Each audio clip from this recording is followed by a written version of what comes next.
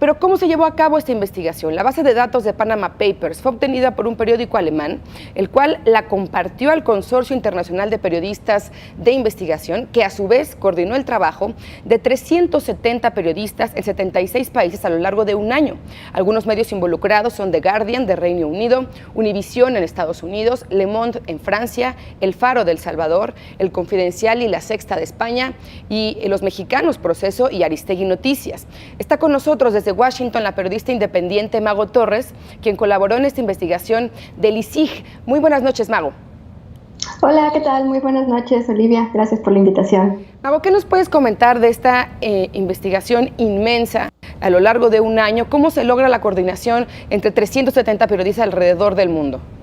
Bueno, tú ya contaste una parte de cómo inició todo.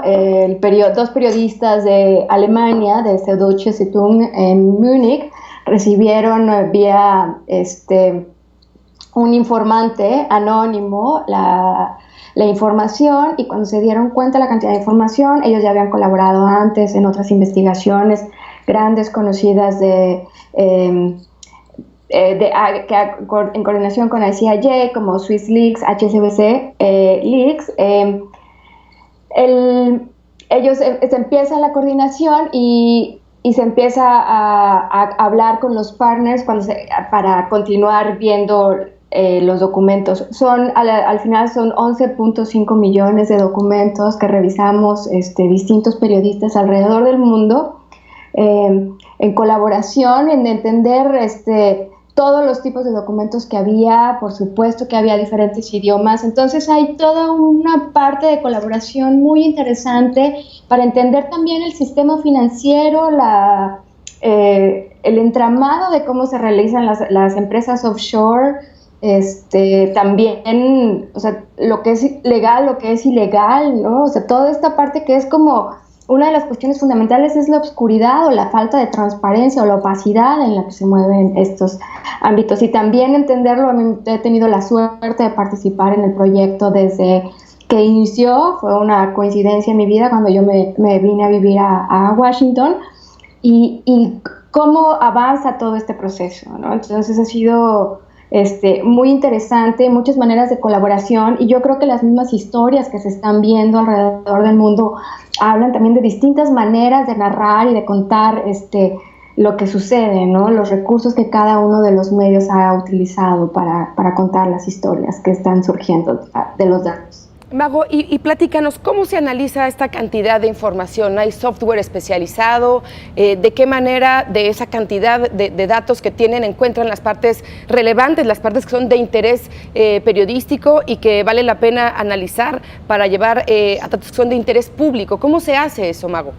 Bueno, sí hay toda una parte de trabajo tecnológico para procesar, para organizar esa información. Mark Cabra, la coordinadora de la unidad de datos de ICIJ, del consorcio, estuvo a cargo de esta parte. Y se utilizan plataformas donde se empiezan a poder analizar los documentos, donde están disponibles. Lo que sigue es el trabajo humano, es totalmente, o sea, se puede hacer lectura de el llamado OCR en los documentos, pero lo que sigue es el trabajo de más de 370 pares de ojos, ¿no? Claro.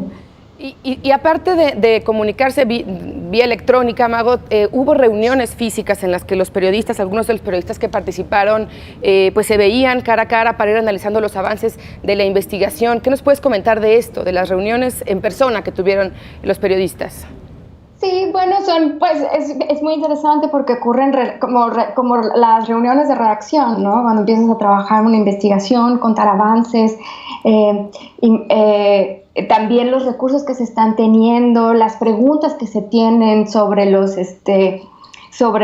cada uno de los temas, ¿no? Porque también cada uno de los contextos generaba sus propias complejidades. Entonces, quienes han tenido la oportunidad de trabajar en una redacción periodística, es como cuando te sientas a discutir lo que está pasando y empezar a ver también, o sea, el proceso de los documentos, lo que se va encontrando, los nuevos hallazgos, compartir, discutir.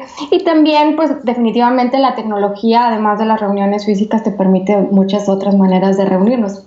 Mi propia invitación a este programa creo que es una muestra de eso, ¿no? Entonces, era eso, o sea, es dialogar mucho, mucha colaboración. A mí incluso me tocó ayudar en traducción, ¿no? Porque había muchas maneras de procurar entender la cantidad de información que tenemos ante nosotros, que empezamos a tener y que sigue habiendo, ¿no? Porque son muchísimos documentos. Exacto, eso que dices, son muchísimos documentos y esta es apenas, digamos, una primera parte de esta investigación que continuará el análisis de los datos. ¿Qué nos puedes comentar de lo que está por venir? Y también, ¿qué opinas de las reacciones que hasta el momento ha habido de parte pues, de los personajes que aparecieron mencionados en esta investigación de Panama Papers? Claro, pues por lo que está por venir, solo puedo decir, estén en sintonía, vienen temas muy interesantes y yo creo que una de las cosas es que no creo que vaya a terminar con esta primera, por decirlo de alguna manera, ronda de publicaciones, ¿no? El consorcio ya ha informado que la base de datos se publica a inicios de mayo y como en todos lados siempre más información, más miradas pueden ayudar a encontrar otras historias, ¿no? Entonces eso por un lado. El tema de las reacciones, yo creo que hemos visto de todo y eso es como también muy interesante y creo que también para mí uno de los puntos más interesantes personalmente de participar en esta investigación ha sido el tema de las diferencias que encontramos país a país, ¿no? O sea, hemos estado viendo el día de hoy que en Islandia están solicitando la renuncia del primer ministro, aunque él ya dijo que no, ¿no? Y hay de todo tipo, o sea, nos encontramos otros casos como el de Chile, que yo estaba leyendo hace un momento, que me parece muy interesante también, donde renunció el presidente del capítulo chileno de Transparencia Internacional, ¿no? Entonces, creo que vamos a estar viendo, a mí una de las cosas que vamos a estar viendo de todo, Putin, ustedes ya mencionaron las reacciones, pero también el de las autoridades y ya lo que ocurre en la práctica, esa va a ser otra historia, ¿no? Pero las autoridades están teniendo esta reacción de cómo no se trata únicamente de un problema local, no se trata únicamente de Panamá, no se trata únicamente de Islandia, sino que es una situación global en la que las autoridades tributarias quieren poner, o al menos así lo han expresado, más atención, ¿no? Claro.